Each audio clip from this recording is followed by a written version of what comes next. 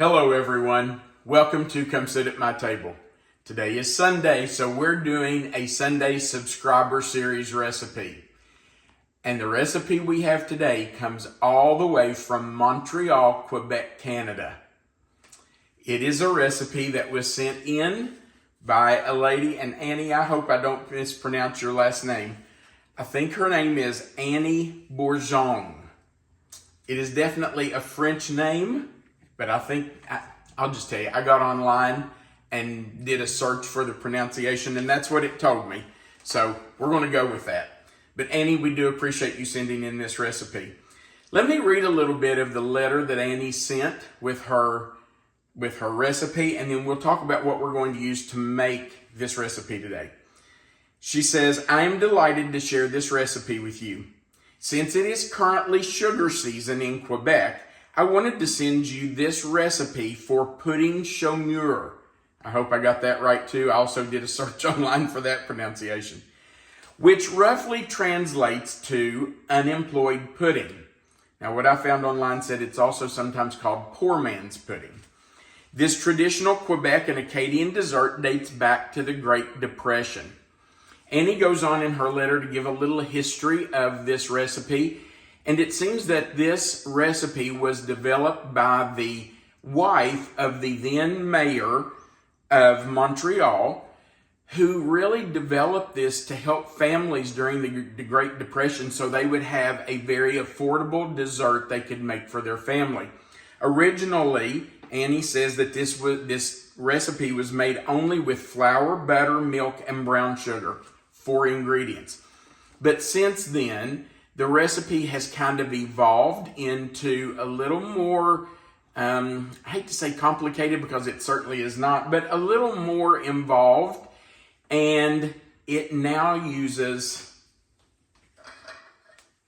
maple syrup. Annie not only sent the recipe, but she sent us a can of authentic Canadian pure maple syrup. And Melissa and I may have already tasted it. It is delicious. Okay, back to the recipe.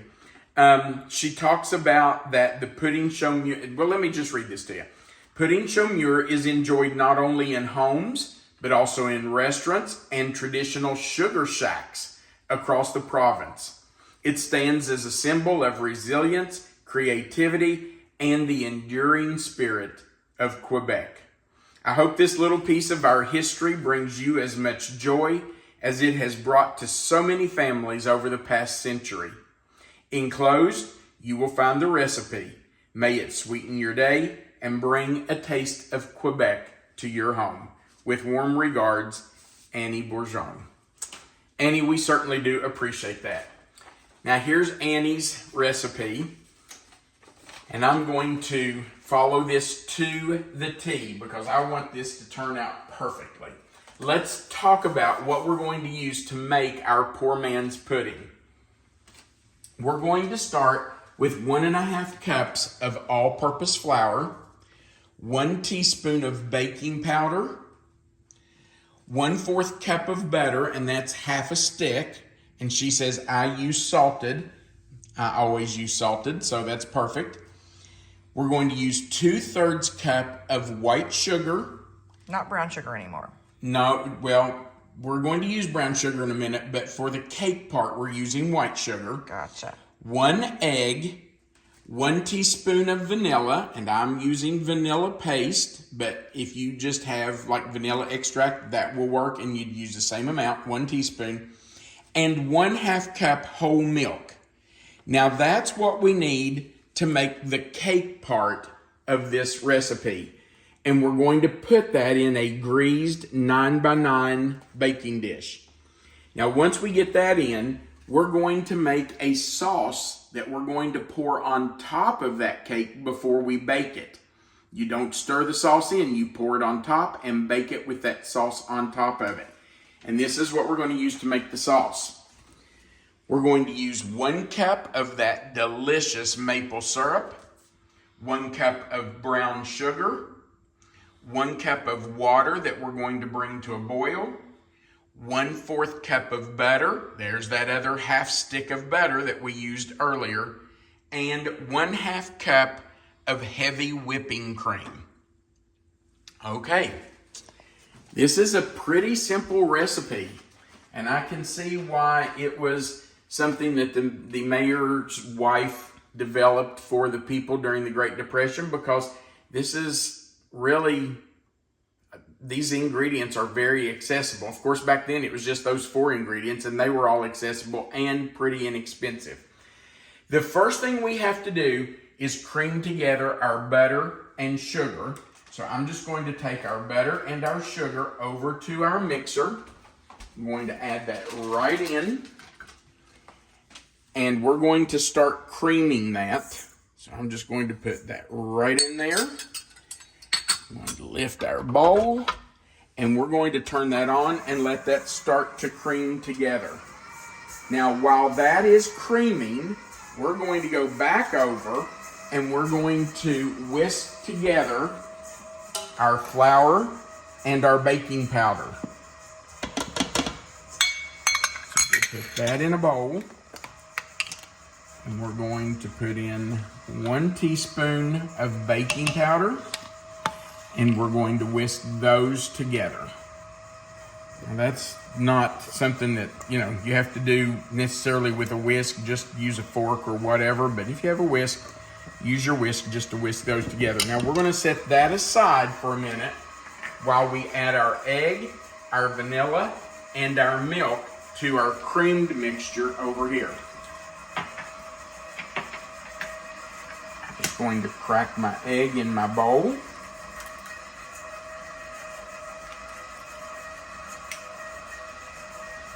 All that egg out of there. And we're going, now I want you to look at the creamed mixture, Melissa. See how that has mixed together really well? We just want to make sure that that butter and sugar have really mixed together. Now we're going to add our egg. Just put that in. We're going to add our vanilla. And I'm going to need that teaspoon that I used with the baking powder. So I'm going to use 1 teaspoon of this. This is such good vanilla. Really, really good. I'm going to stop that for a minute so I don't sling that all over the sides of the mixer. Okay. And finally, we're going to put our milk in. It does say the recipe says to have the mixer running. Actually, I don't think I need that. And to drizzle in the milk. So I'm just going to pour it right down the side of my bowl. And just let that mix in as I pour it in.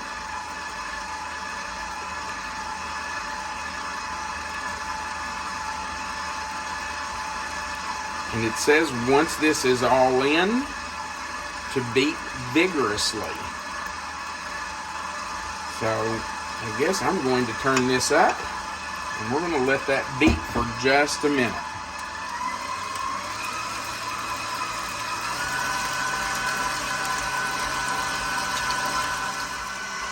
Okay, we are going to start adding our dry ingredients, and I'm going to turn my mixer down so it doesn't throw it all over the kitchen.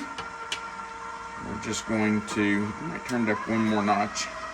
We're just going to put that in 1 spoonful at a time. Annie's recipe does say that this will be thick, and she says it will be the consistency of a buttercream frosting. And then she said, no worries. You can just spread it into your 9x9 pan, and it will be fine. So, putting that in, 1 spoonful at a time. Now we will have to scrape down the sides of our mixer bowl here in a minute.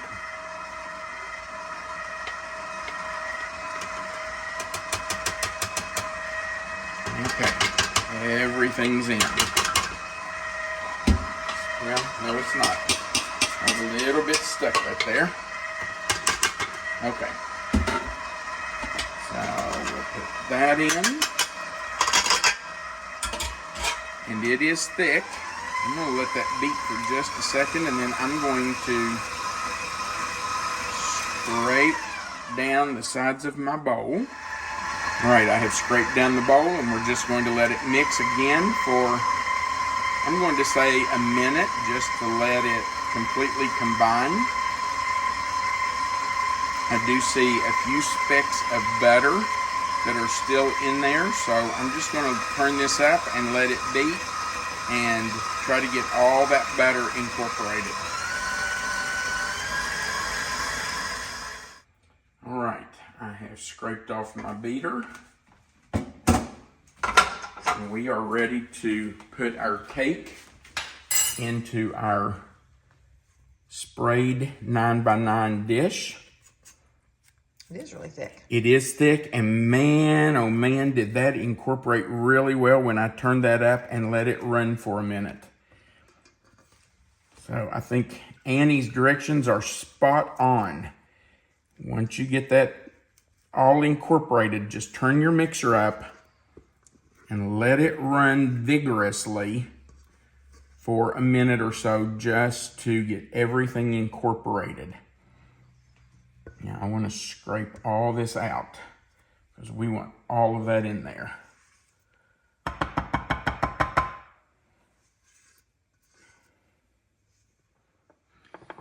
All right, Annie was right. This is really thick, and we just need to spread it all the way to the corners. And I have my, oh yeah, that's working. I've got my water in my pan over here coming to a boil. So the syrup is ready to make, or the sauce is ready to make. Now let me tell you that Annie says they make this just the way it's written, but she always makes extra sauce that they keep in a jar in the refrigerator to have to pour over their cake after they scoop it out.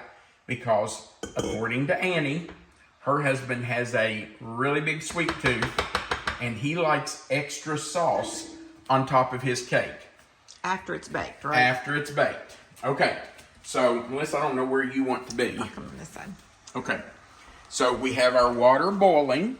You can see there that it's boiling. Now we're going to add the brown sugar, maple syrup, and the butter.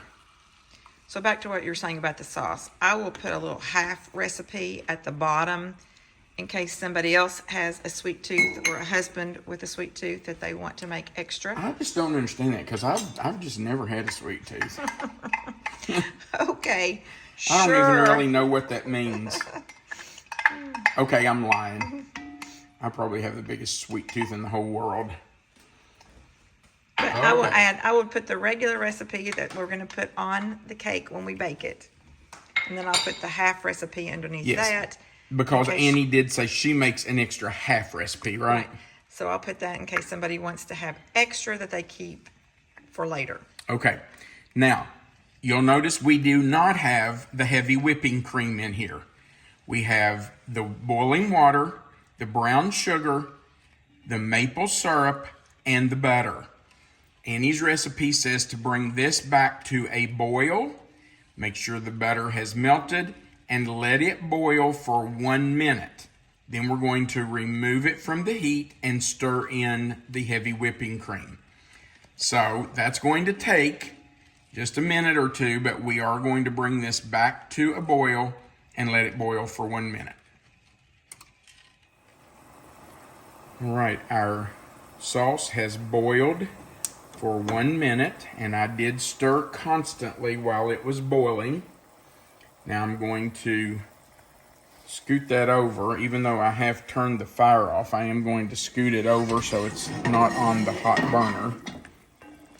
And I'm going to stir in the heavy whipping cream. Oh, man, that looks good. Yum.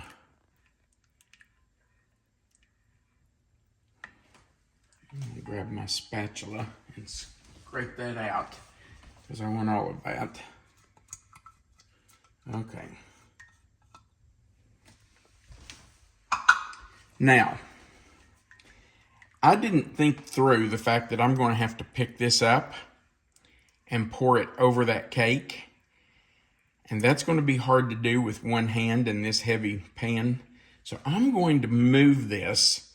I'm going to pour this out of this pan into a 4-cup measuring cup before I pour it over the cake. Now, per Annie's directions, I'm going to pour this over the back of a spoon into our pan right over top of that cake. You can see that that's just going to spread out all over the top of it. We're not going to stir anything in. This sauce is just going to lay right on top of that cake. Man, does that maple syrup smell wonderful. Whoo! That is so good. Okay, now I have preheated our oven to 325 degrees. Annie's directions say to bake it for 45 minutes. Then when it comes out, she says you can eat it warm at room temperature or chilled from the refrigerator. So we're going to go in for 45 minutes, then we'll come back and let you see it.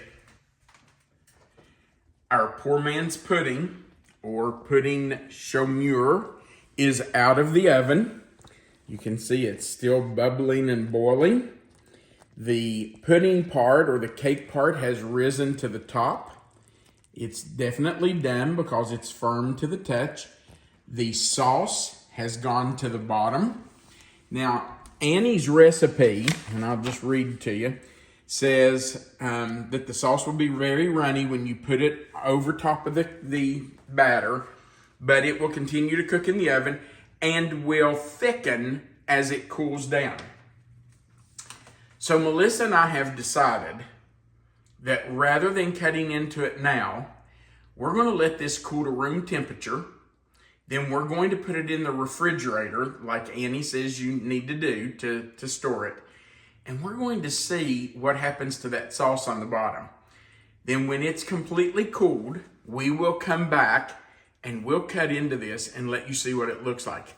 I can already tell you, it smells wonderful and I know it's going to be delicious. Well, our pudding chomeur, or poor man's pudding, has been refrigerated for a few hours, several hours, and then I left it sit out for just a little while to help it kind of come back to room temperature. I'm not really sure what to expect under this cake-like layer because it looks like it may have solidified just a little bit. And then it looks like maybe on the bottom there's a liquid layer. I'm not sure. I'm anxious to dig into this and just see what it's like. So, in we go. Oh my goodness. This is going to be so good. I'm going to put it in a bowl. Oh yes. Look at that. Okay, I'm just going to tell you, I have to get down in here and get some of that. Oh, yum. Now, Annie, I did exactly what you said your husband always has you do. I made extra. I did heat this for just a little bit in the microwave because, you know, warm sauce over this. I think it is a good idea to make the extra sauce if you like something with a lot of syrup on it. All right, babe, are you ready? You want to look at this first? Yes, I do. Look at that. This is so different than what I was expecting when I saw the word pudding. I know. This is not at all what we thought it was going to be like. But I know this is going to be delicious. You ready, babe? I am. Okay. Here we go. I'm going to try my best not to drip it on you.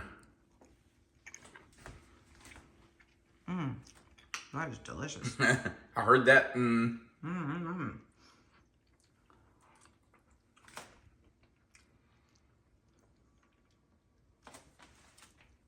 Oh my goodness. I love the maple syrup sauce. The maple's fabulous, but that cake kind of dissolves. It just kind of falls apart in your mouth. Wow, that's good. And he knew what she was talking about. I love the maple. You know, I hadn't planned on telling this story, and I may have told it before. My family did not travel when I was a child. My dad was a pastor. He wanted to be home on Wednesday night for church. He wanted to be home on Sunday for church, so we just didn't go anywhere. But when I was a junior in high school, I convinced him and my mom to take me to Niagara Falls. And of course, we went into Canada. And I can remember it like it was yesterday. I can still see it in my mind. We stopped at this little roadside stand or a store, I guess. It was just like a little stand. And they had these little packages with little maple leaf candies that were fabulous. Man, that's one of my, I remember Niagara Falls, but of that trip, that is probably my favorite memory. Eating those little candies. I got my own pack. I got to buy my own pack, and I ate every one of those candies. I think I ate them all in like 30 minutes. But I absolutely love maple, and I'm telling you, this is fabulous. Melissa, I don't know if you can, look at this syrup. I just want people to see what that syrup looks like. Look at that.